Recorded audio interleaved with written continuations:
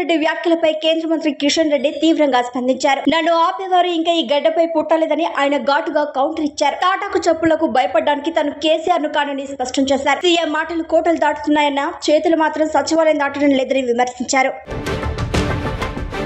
హైదరాబాద్ ఉప్పల్ బగాయత్ లో పర్యటించిన సీఎం రేవంత్ రెడ్డి పలు ప్రతిష్టాత్మక అభివృద్ధి పనులకు శంకుస్థాపనలు చేశారు. మొత్తం 1,04,074 కోట్ల రూపాయల విలువైన పనులకు ఆయన భూమి పూజ చేశారు. ఇందులో భాగంగా ఏఓసీ సెంటర్ చుట్టూ ప్రత్యామ్నాయ రోడ్లు, 6 లైన్ల ఫ్లైఓవర్, 100 పడకల ఆసుపత్రి నిర్మాణాలున్నాయి. బిల్లుల చెల్లింపుల కోసం QR1 మొబైల్ యాప్ ను కూడా ప్రారంభించారు.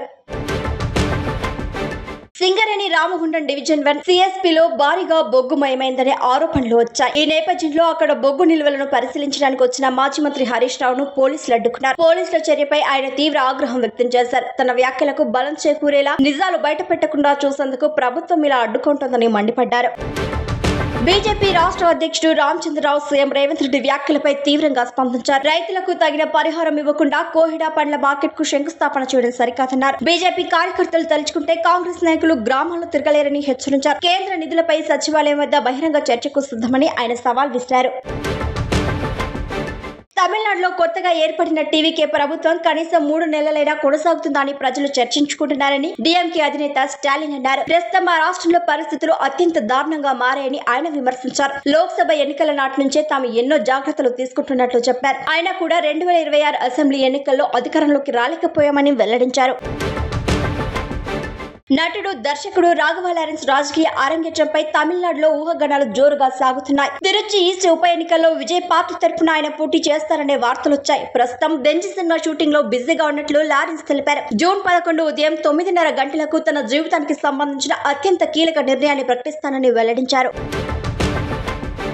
దాదాపు 30 ఏళ్ల సుదీర్ఘ న్యాయ పోరాటం అనంతరం నటి సుకన్యకు మద్రాస్ హైకోర్టులో ఊరట లభించింది. వీరప్పన్ ఇంటర్వ్యూలో ఆమెపై వచ్చిన నిరాధార ఆరోపణలను ప్రసారం చేసేందుకు ఒక ఛానల్ కు కోర్టు జరిమానా విధించింది. సుకన్యకు 10 కోట్ల లక్షల నష్టపరిహారం చెల్లించాలని హైకోర్టు ఆదేశించింది. అభ్యంతరకర వ్యాఖ్యలను ధృవీకరించకుండా ప్రసారం చేయడం బ్రాడ్కాస్ట్ తప్పిదమని పేర్కొంది.